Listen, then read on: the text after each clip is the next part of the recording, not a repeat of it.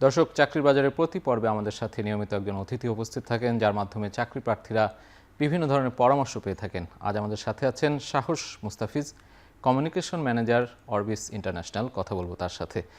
সাহস ভাই, আপনাকে স্বাগত আমাদের স্টুডিওতে। অনেক ব্যস্ততার মাঝেও আপনি এসেছেন। আজকে আপনাকে পেয়ে আমরা অত্যন্ত আনন্দিত এবং শুরুটা করতে চাই। আমরা অনেকগুলো চাকরি নিয়োগ বিজ্ঞপ্তি দেখাচ্ছিলাম। আপনি যেহেতু জনসংযোগ কর্মকর্তা হিসেবে আছেন, পাবলিক রিলেশন, সেই জায়গাটা দিয়ে শুরু করতে চাই। পাবলিক রিলেশন যে সেক্টর রয়েছে বাংলাদেশে এই মুহূর্তে, সেটার বর্তমান অবস্থা কেমন, গুরুত্ব কতটা, এটি যদি মূল্যায়ন করতেন আপনার।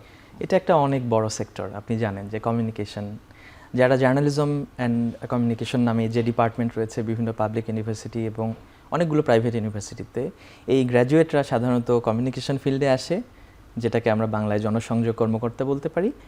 আর একটা গ্রুপ চলে যায় হচ্ছে জার্নালিজমে, এই এখন টেলিভিশনের মতো অনেকগুলো মিডিয়া বাংলাদেশে আছে, সেখানে কাজ করে।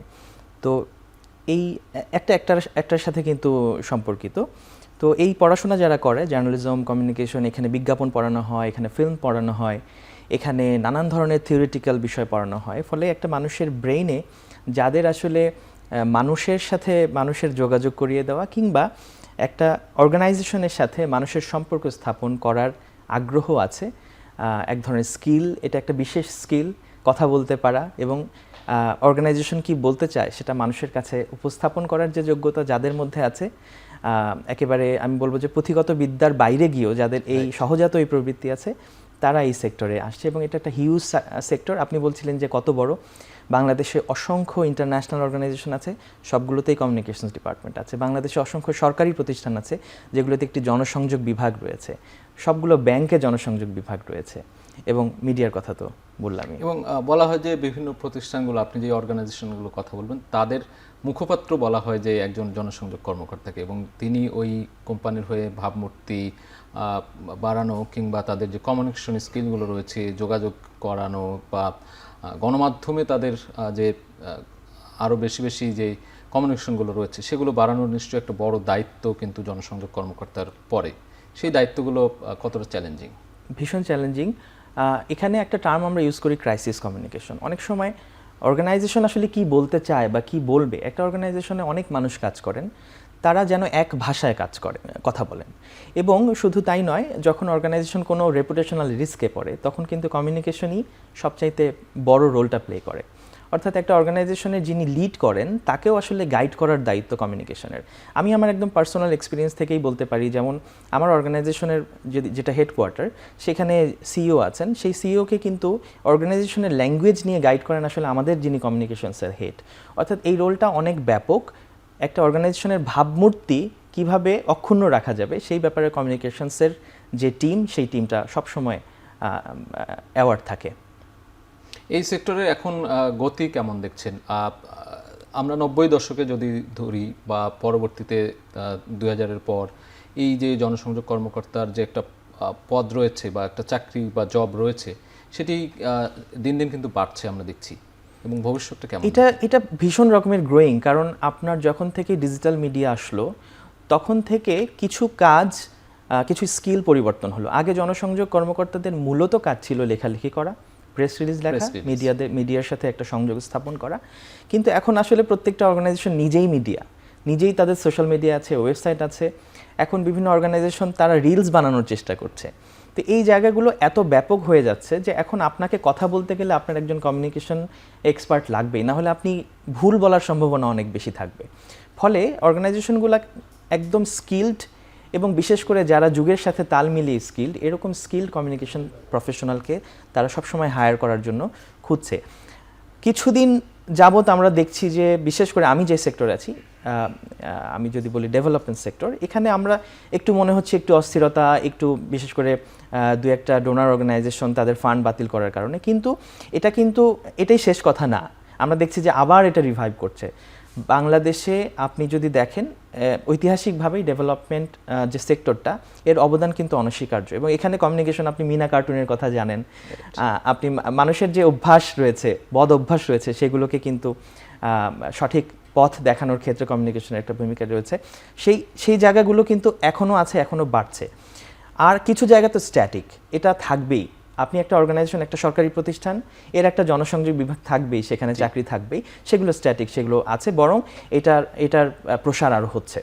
এবং এই তরুণদেরকে কি করা যেতে পারে, মানে তরুণদেরকে কি করতে হবে এখন যারা গ্রাজুয়েশন কমপ্লিট করে আসছে? আপনি যেটি শুরুতে বলছিলেন যে জার্নালিজম ডিপার্টমেন্ট বা কমিউনিকেশন ডিপার্টমেন্ট রয়েছে বিভিন্ন সরকারি বিশ্ববিদ্যালয়, বেসরকারি বিশ্ববিদ্যালয়গুলোতে এখন হিউজ পরিমাণ স্টুডেন্ট কিন্তু বের হচ্ছে, তাদের চাকরির ক্ষেত্রটা এখন কতটা বিস্তর?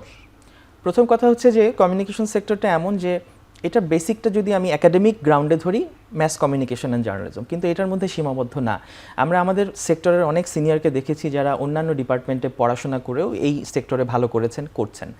তবে নিঃসন্দেহে যে কোনো বিষয়ের বেসিক পড়াশোনা থাকলে সেটা অ্যাডেড অ্যাডভান্টেজ, সেটা প্রফেশনেও কাজে লাগে, কিন্তু এটা সীমাবদ্ধ না। কিন্তু আমি মনে করি বিশেষ করে যারা তরুণ, অনেকেই আমাকেও রিচ আউট করেন যে কিভাবে এই সেক্টরে আসতে পারে। বিশেষ করে আমার কাছে মনে হয়েছে আজকে এই ওয়েটিং সিটে বসে থাকার সময় যে এইরকম একটা প্রোগ্রাম যদি আমার সময় থাকতো, যখন আমি ক্যারিয়ারে এই কমিউনিকেশন সেক্টরে আসার প্রিপারেশন নিচ্ছিলাম, আমি শুধু বিডি জবস খুঁজতাম, কিন্তু এই যে লাইভলি একটা কনভারসেশন। তো আমার কাছে মনে হয় যে আমি আমার যখন কমিউনিকেশন সেক্টরে আসবো, আমি সিভি লিখছিলাম, আমার সিভিটা 5 পৃষ্ঠা ছিল। আমি তখন ঠিক ফ্রেশারও না, আমার প্রফেশনটা শুরু হয়েছে একাডেমিক্স দিয়ে। আমি একটা ইউনিভার্সিটির শিক্ষক ছিলাম, সেখান থেকে কমিউনিকেশন সেক্টরে এসেছি। তখন আমার সিভিটা 5 পৃষ্ঠা ছিল। তো আমি সেই সিভি দিয়ে কোথাও ডাক পাচ্ছিলাম না। আমি প্রায় 200-250 অর্গানাইজেশনের ইয়েতে আমি সিভি ড্রপ করেছিলাম, বিডি জবস এবং অনলাইন মাধ্যমে, কিন্তু আমি কোথাও থেকে ডাক পাচ্ছিলাম না। 4-5টা জায়গায় ডাক পেয়েছি, কিন্তু আমি শেষ পর্যন্ত আর জয়েন করতে পারিনি। এর কারণ হিসেবে আমি যখন আমার সিনিয়রদেরকে তাদের সাথে যোগাযোগ করছিলাম, তখন তো আর এরকম প্ল্যাটফর্ম ছিল না। তখন আমার এক সিনিয়র, আমি সবসময় কৃতজ্ঞতার সাথে স্মরণ করি, আমার ডিপার্টমেন্টের সিনিয়র, উনি বললেন যে আমি ইউনিভার্সিটি থেকে কালচারালি খুব অ্যাক্টিভ ছিলাম, তো আমি সিভিতে সব ভরায় রাখছিলাম, আমি এই করতে পারি, সেই করতে পারি। আমি মনে করেছিলাম যে communication is all about public speaking and everything. তো কিন্তু উনি বললেন যে তোমাকে আরও ফোকাসড হতে হবে, অর্থাৎ যেই অর্গানাইজেশনে তুমি অ্যাপ্লাই করছো, তোমার সিভিটা ওই অর্গানাইজেশনের হয়ে কথা বলতে হবে। হ্যাঁ, তাদের সাথে সম্পর্কিত। হ্যাঁ, তখন আমি সিভিটা কেটে 2 পৃষ্ঠা করলাম। তখন উনি বললেন যে এটা তোমার স্টেজ অনুযায়ী 1 পৃষ্ঠা হলে ভালো, তবে যেহেতু তোমার আগে অন্য প্রফেশনে ছিল, 2 পৃষ্ঠা হতেও পারে। কিন্তু যারা ফ্রেশার্স, একদমই ফ্রেশার্স, আমি বলবো তারা ভলান্টিয়ার কাজ করতে পারে, সোশ্যাল অ্যাক্টিভিজম করতে পারে, বিভিন্ন এই সেক্টরে বিভিন্ন ধরনের ওয়ার্কশপ আছে, সেগুলোতে অ্যাটেন্ড করতে পারে। আমি আপনাকে জাস্ট একটা জিনিস বলতে পারি, আমরা যারা কমিউনিকেশন সেক্টরে কাজ করি, আমাদের একটা ফেসবুক পেজ ছিল, বাংলাদেশ ডেভেলপমেন্ট কমিউনিকেশন প্রফেশনালস, এটা হচ্ছে BDCF। এটা আমরা ফেসবুকে লেখালেখি করতাম, ওখানে আমরা জব সার্কুলারগুলো আমরা নিজেরাই ভলান্টিয়ার। আমরা এটার সদস্য সঙ্গে এখন অনেকগুলো দেখি, আপনারা মাঝে মাঝে প্রোগ্রামও করে থাকেন। আমরা প্রোগ্রামও করে থাকি। তখন আমরা এটা যেহেতু ফেসবুক পেজ ছিল, আমরা ওই থেকে ভলান্টিয়ার করে আমরা নিজেরা প্রোগ্রাম করতাম, একটা কমিউনিকেশন কনক্লেভও করেছিলাম। এরপরে আমরা একসাথে হয়ে আমরা ভাবলাম যে এটাকে একটা অর্গানাইজেশনের রূপ দিতে পারি কিনা, যাতে করে ইয়াংদেরকে আমরা পথ দেখাতে পারি। সো আমরা এখন একটা সরকারি রেজিস্ট্রেশনের মাধ্যমে BCPS, Bangladesh communications professional society, আমরা মাঝে মাঝে ওয়ার্কশপ করি, ট্রেনিংয়ের ব্যবস্থা করি। শুধু এইটা নয়, এরকম অসংখ্য বলবো না, আরও কিছু প্ল্যাটফর্ম রয়েছে যেখানে তরুণরা শিখতে পারে। লিঙ্কডইনে এখন অনেকগুলো লার্নিং প্ল্যাটফর্ম আছে। AI টুলস শিখতে হবে। একটা মানুষকে এখন 360 ডিগ্রি কাজ করতে হবে। আগে যদি শুধু লিখলেই হতো, এখন সেটা করলে হবে না। এখন বলতে পারতে হবে, ছবি বানাতে হবে, ছবি তুলতে হবে, সেই ছবি এডিট করে, গ্রাফিক্স করে এবং ভিডিও এডিট করে সেই একটা ভিডিও স্টোরি বানানো এবং ছোট ছোট রিলস বানানো, কিভাবে মানুষকে কোন মাধ্যমে ক্যাচ করা যায়, তার সবকিছুই একটা মানুষকে করতে জানতে হবে। রাইট। আমরা একটা বিরতিতে যেতে চাই, বিরতির পরে সে আরও কথা বলবো। দর্শক, চাকরির বাজারে নিচ্ছে একটা বিরতি, ফিরছি একটু পরেই, সাথেই থাকুন।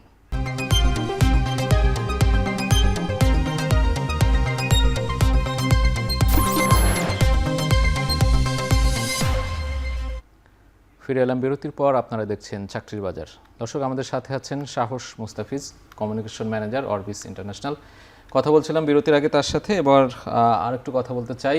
কমিউনিকেশন নিয়ে অনেকগুলো কথা বলছিলেন, অনেক ধরনের অভিজ্ঞতা শেয়ার করছিলেন আপনি।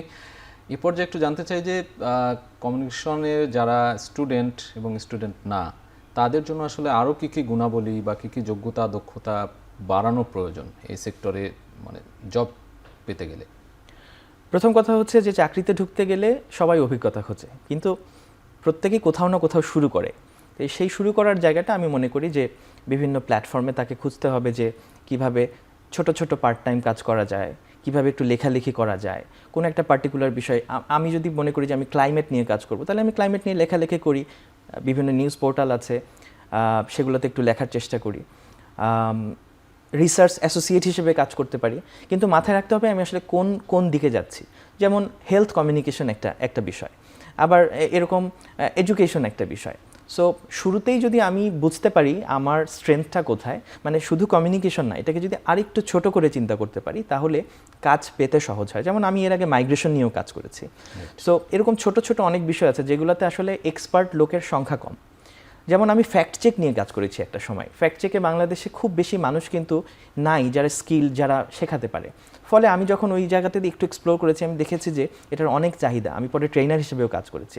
তো আমি এটা এক্সাম্পল দিয়ে বলার চেষ্টা করলাম যে আপনি যদি আপনার কমিউনিকেশনের, অর্থাৎ আপনি আপনার প্রফেশনের গন্তব্যটাকে, লক্ষ্যটাকে যদি একদম ছোট করে চিন্তা করতে পারেন যে আমি এই একদম নির্দিষ্ট স্পেসিফিক, এবং ওইটা নিয়ে আপনার যদি ছোট ছোট কাজ করতে পারেন, তাহলে এটা অ্যাডেড ভ্যালু হিসেবে কাজ করে। আমি একটা এক্সাম্পল দিতে পারি। আমি যখন মাইগ্রেশন রিলেটেড একটা ন্যাশনাল লেভেলের এনজিওতে প্রথমে আমি কমিউনিকেশন সেক্টরে যাই, তখন আমার আসলে এই রিলেটেড কোনো অভিজ্ঞতা ছিল না। কিন্তু IOM-এ আমি কনসার্ট ফর মাইগ্রেন্টসে একজন অ্যাসোসিয়েট হিসেবে কাজ করেছি। এটা আমার আসলে ওই ধরনের খুব ফর্মাল এঙ্গেজমেন্ট ছিল না, কিন্তু আমি থেকেছি, আমি কাজ করেছি, কাজ শেখার চেষ্টা করেছি, এবং সেটাই আমি সিভিতে যখন লিখেছি, ওই অর্গানাইজেশন, যে ন্যাশনাল লেভেলের যে অর্গানাইজেশনের কথা বলছি, তারা কিন্তু আগ্রহী হয়েছে যে সে কিছু না কিছু হলেও আমার সেক্টরে কিছু না কিছু জানে। তো আমি মনে করি যে ওই সেক্টরের কিছু না কিছু ছোট কাজ। আর যেটা বললেন যে স্কিলসের ব্যাপার, আপনাকে ভিডিও এডিট জানতে হবে, আপনাকে ছবি তুলতে জানতে হবে, এবং এই ভিডিওটা আপনি কি কাজে লাগাবেন, এই ছবিটা আপনি কি কাজে লাগাবেন, সেটা আপনাকে জানতে হবে। আপনি কিভাবে খুব ছোট 2 লাইনে কিভাবে একটা বিষয়কে ফুটিয়ে তুলবেন, সেটা আপনাকে জানতে হবে। আপনাকে লিঙ্কডইনটা খুবই দক্ষভাবে ব্যবহার করতে হবে, আপনার নেটওয়ার্কটা বিল্ড আপ করতে হবে। যারা এই প্রফেশনে কাজ করছে তাদের সাথে যোগাযোগটা, তাদের সাথে নেটওয়ার্কিংটা এমনভাবে করতে হবে, খুব মডেস্ট ওয়েতে, তারা যেন জানতে পারে না এই ছেলেটা আছে, এই মেয়েটা আছে, যে এই সেক্টরে আসার জন্য প্রিপেয়ার্ড। সোশ্যাল মিডিয়াও তো এই ক্ষেত্রে বড় একটা ভূমিকা রাখে, যে সেখানে আপনি কিভাবে নিজেকে প্রকাশ করবেন বা আপনার পেশাকে কিভাবে ইয়ে করবেন। আমরা অনেক সময় ফেসবুকে ভাবি যে আমি একটা প্রোফাইল পিকচার আপলোড করব, আমি কোথায় খাচ্ছি সেটা আপলোড করব, কি খাচ্ছি সেই খাবারের ছবি আপলোড করব। কিন্তু এর বাইরে কিন্তু এই সোশ্যাল মিডিয়ার অনেক বড় ভূমিকা রয়েছে। যেমন আপনার সাথে আমি অনেক দিন ধরে কানেক্টেড, আপনি আমার কাজ দেখছেন, আমি আপনার কাজ দেখছি। তো সেখানে আমি আমাকে কিভাবে রিপ্রেজেন্ট করছি এটা কিন্তু ম্যাটার করে, আপনি আপনাকে কিভাবে রিপ্রেজেন্ট করছেন এটা ম্যাটার করে। এবং আজকাল কিন্তু ইন্টারভিউ বোর্ডে আপনি যখন ইন্টারভিউ ভাইবা ফেস করতে যাবেন, তখন কিন্তু অর্গানাইজেশনগুলো তাদের সোশ্যাল মিডিয়া অনেক সময় চূড়ান্তভাবে যারা নির্বাচিত হয়, ধরলাম যে 3 জন নির্বাচিত হয়েছে, তারা কিন্তু লিঙ্কডইন বা ফেসবুক এইগুলো ঘেটে দেখে বলে আমার বিশ্বাস স্মার্ট অর্গানাইজেশনগুলো তাই করে। এখানে এই সোশ্যাল মিডিয়ার smart representation is very important. অন্তত কমিউনিকেশন প্রফেশনালদের জন্য তো এটা খুবই ইম্পর্টেন্ট। সাহস ভাই, আমরা শেষ করব আজকের আয়োজন। খুব সংক্ষেপে আপনি যে অনেকগুলো পরামর্শ দিলেন, অনেকগুলো অভিজ্ঞতার কথা শেয়ার করলেন, নিশ্চয়ই সেগুলো নতুন যারা চাকরি প্রার্থী বা যারা এই পেশায় আসতে চায় বা আছেন এখনও, তাদের কাজে লাগবে নিশ্চয়ই। ধন্যবাদ আপনাকে। অনেক ধন্যবাদ।